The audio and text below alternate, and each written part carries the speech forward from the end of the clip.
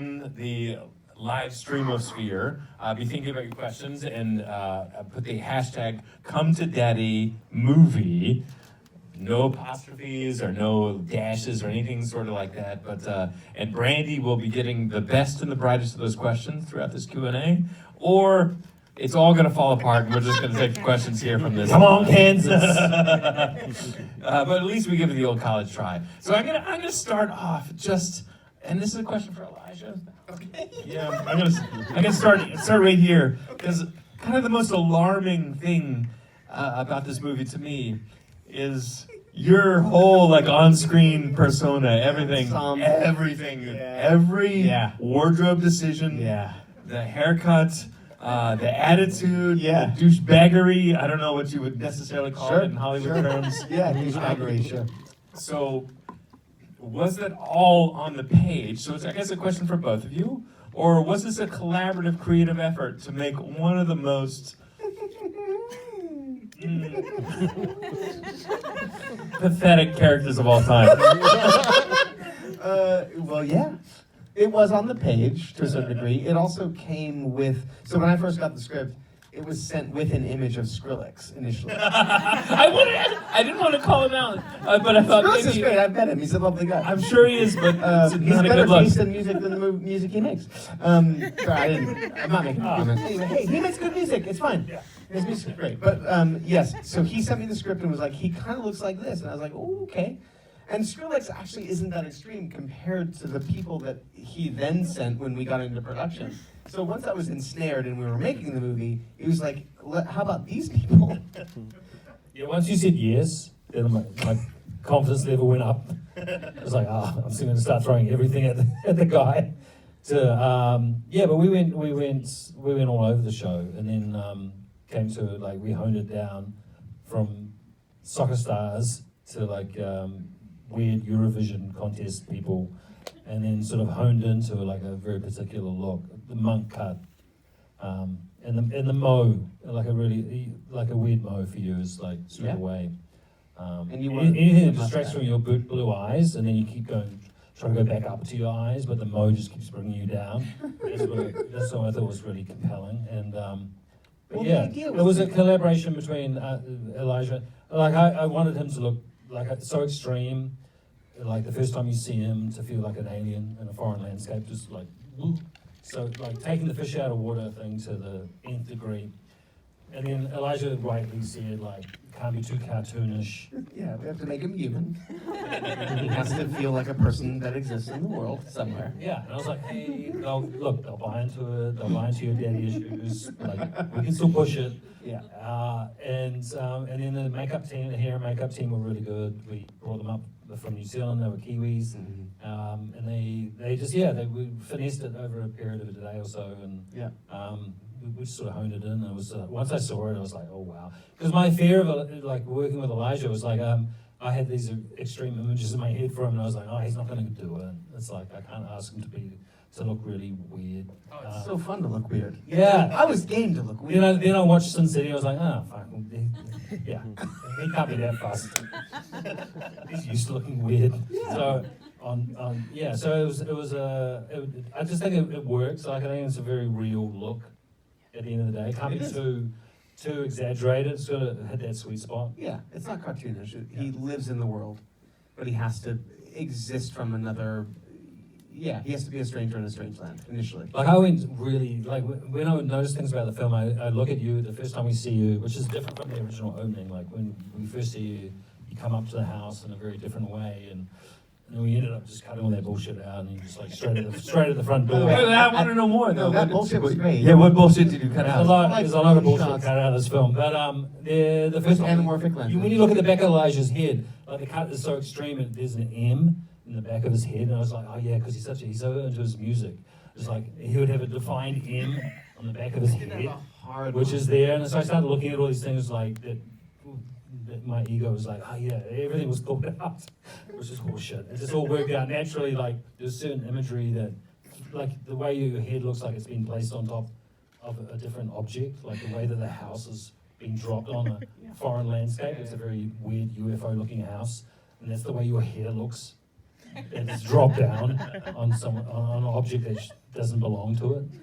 So it's, My head. I had a lot of spare time to kill when we were making this film. Yeah. Oh my God. Oh, then I've already got it. Beverage. Just to hammer home that this is a live event.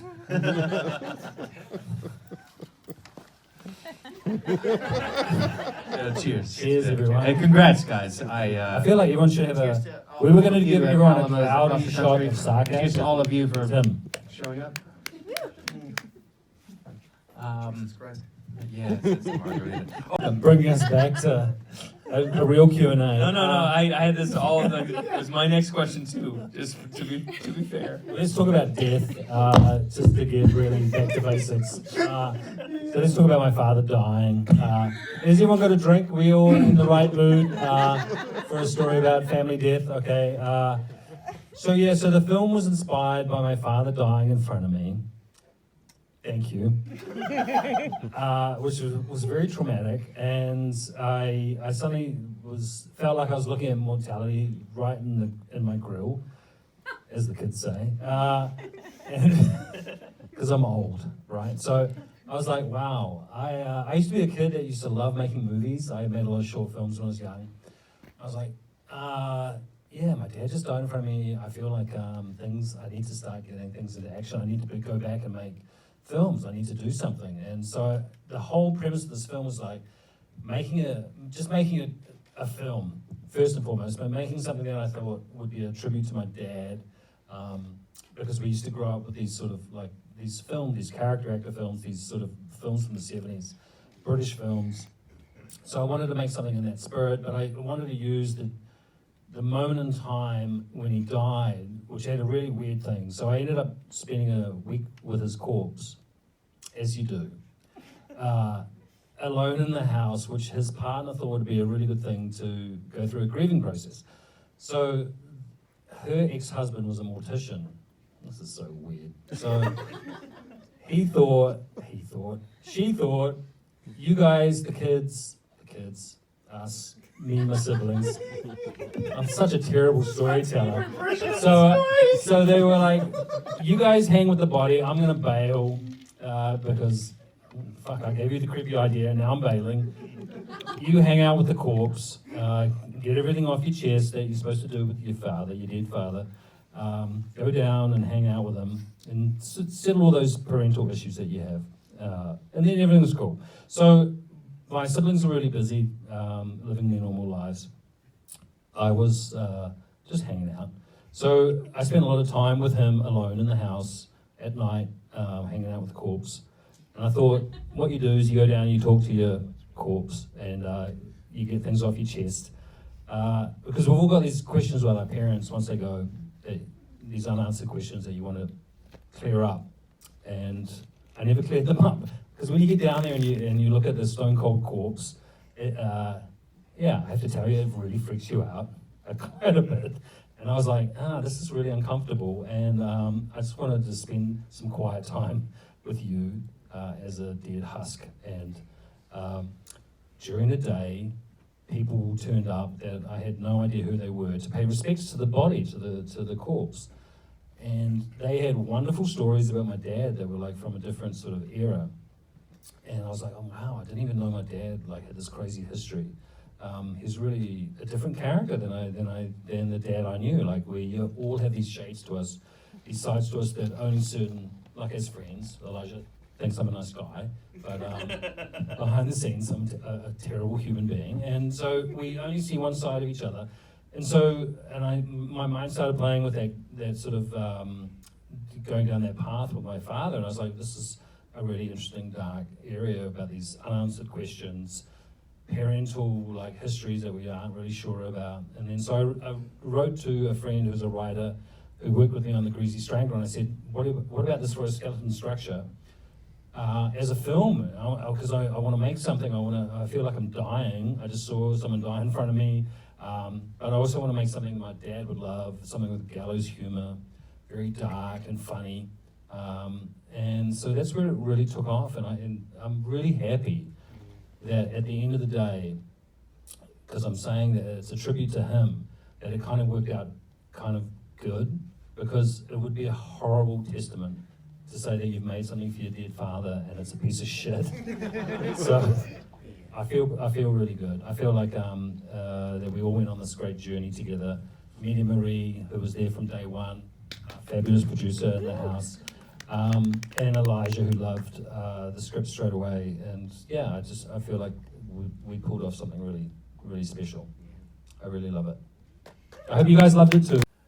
I guess you can answer the question, why did he write the letter and why the barbecue fork, but I think I know what the... Why he wrote the letter? Or read the letter? What? Wrote. Oh, why he wrote the letter? I mean, he wrote Because the he letter. wanted to He wanted to connect with his dad. Yeah.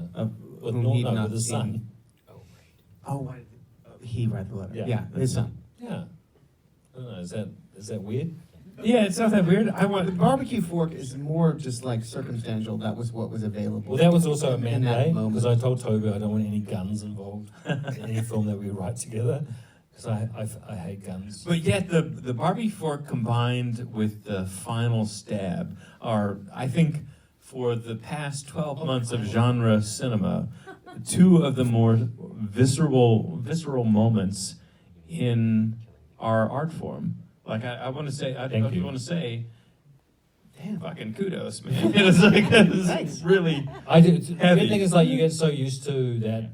Like, Elijah watches a lot of extreme, crazy genre cinema, as we all do, as you guys do. And so, to me, it felt very natural, and so I didn't feel like it was too out there. And so, but when I was watching with people who were just like completely came in out of the blue, friends of my wife, who had no idea about this film, I sort of realized, yeah, you fucked up, and you don't make normal movies, so don't pretend that you do. Because I completely think I'm very, I don't see it being different and out there and extreme. It feels natural to the characters, and I just hate pedestrian things, so I just feel like it's interesting. Sure, it's a fork. You know what we don't actually have an answer to, though? No, what? Who is Arthur? Well, no, I do have an answer to that. I know you- Well, Toby's got an answer to We can't You have to articulate watch that. the next I've film. not been The next told film what- answers who Arthur is. No shit. Mhm. Yeah. Any Spoiler pick up on alert. that? So when he dies, Arthur. Yeah, we answer that question. Fuck. That's a really unsatisfactory answer for a Q&A. Can you get a little bit more? You know, the only worst answer then is that movie, The Devil Inside, when a website came up at the end of the film. That's the worst way to end a film. Where you're like, what the fuck? I get on my phone and start typing out HTTP : // Thank you for www. I don't think you have to type in all those extra characters, though. You can just go straight to the post www dot. Oh, look at Mr. Smarty Pants. All right.